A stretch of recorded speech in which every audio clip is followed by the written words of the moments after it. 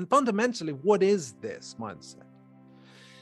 We look at it from a sort of mystical perspective, or perspective of that Buddhism might bring us, or spirituality, the New Age, or perhaps even Jungian or something.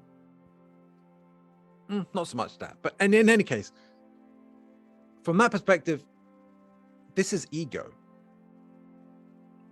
This is the mind, but not the lower form of the mind, where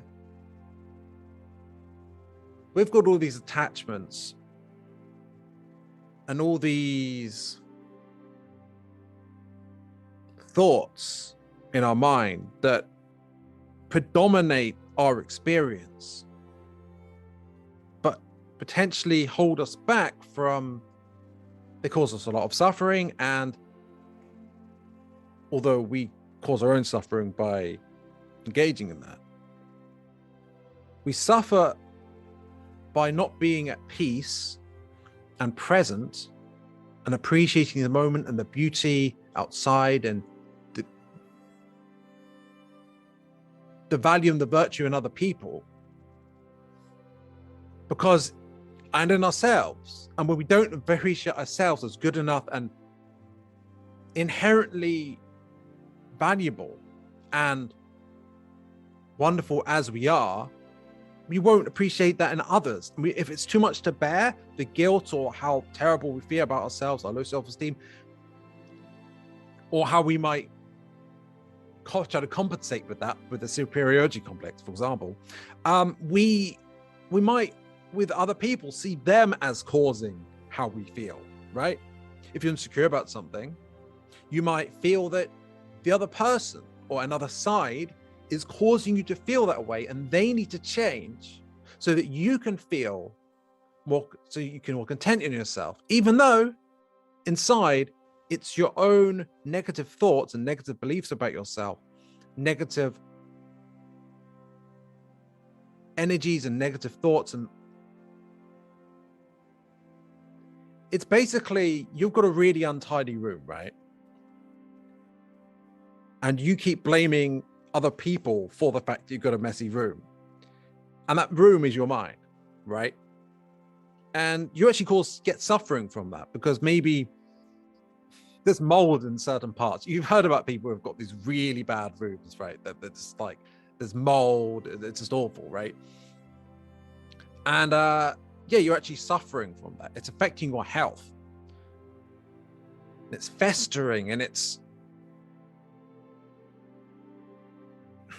maybe, you know, you can't even get light through the windows properly because it's all sort of dirty, right? So think of that as a metaphor for your mind.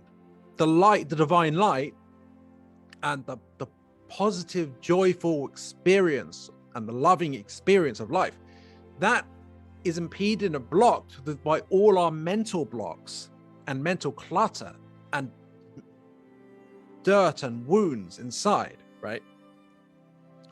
But we see outside things or people or movements or whatever as the problem when we're in ideology, because ideology is a sort of collective ego mindset where we're conditioned by what other people who have the same values as us, who are conditioned to believe the same things as us, believe, and we believe the same things, and our own egos are shaped by that. Because ego isn't just individual, it's collective, right? And I've been broad and unspecific so far, okay? The reason is this: I thought it's important to lay that foundation for what happens with every single ideology, and just lay down a so that I can make the caveat that I'm not taking a side here, and it's important not to take a side here.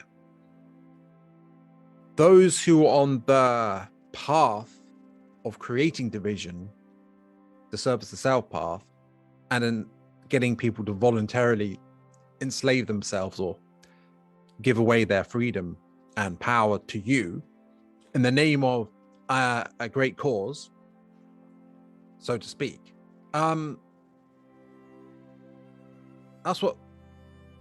That's their part. But if we are to be in harmony with each other and to have and transitioning into the new earth where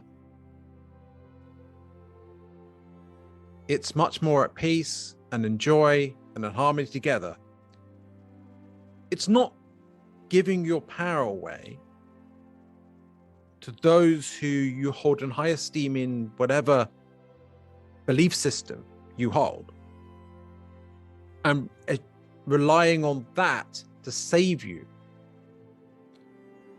from what you're not addressing inside yourself. Because keep in mind, the external experience you have is a reflection of what's going in. It doesn't mean every single thing that happens in your external life completely is based on what's within. No, that's hypothetically true. But how you perceive what you experience is fundamentally determined by your mental state or your energetic state. So two people can look at the same event. Let's say it's the Dalai Lama, just not as an authority figure, just an example, or Eckhart Tolle, or just anyway, Jesus, or anyone who's the Buddha, anyone who's at peace, right? And as opposed to, on the other hand, there might be someone who's just your average person who's got issues that might be unresolved, insecurities, and so forth. And they're both looking at the same event. One person might be shocked and horrified and angry. The other person might be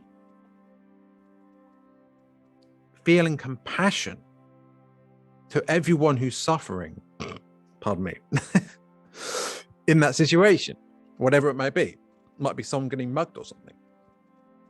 The compassionate person at peace and presence might feel compassion to the robber and the robbed and seek in any way to help and aid those who are going through difficulty in that situation. Someone who's overwhelmed by their own negative emotions about the issue might just wallow in their negativity about what they've seen, and they might experience it as some terrible threat and be scared about that happening to them and what's happening to society now. It's so terrible. The person at peace might have a completely different experience of exactly the same thing. So what am I getting at with this?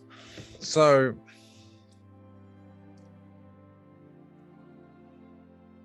and also they might empathize with the robber and the robbed, and they might not have a perspective of fight or flight, but rather empathy for everyone involved and seeing the bigger picture, and yet still able to take action to help those in need.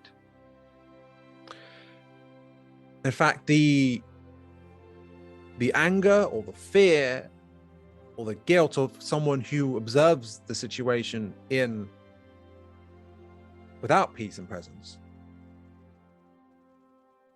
their own inner work that has not been done, the untidy room inside, so to speak, may actually mean that if they do respond, it might not even be constructive.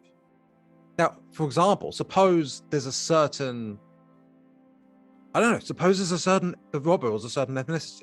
This person, if they are so inclined, might attribute it to that, right? That would be certainly not helpful, right? They might take actions based on that in a prejudicial manner, right? Or perhaps it was just simply, it was a man and the woman observed this and they saw that as to do with them being a man. It doesn't really matter what it is. These are just examples. our own state affects how we observe things. And this is as much true when it comes to politics.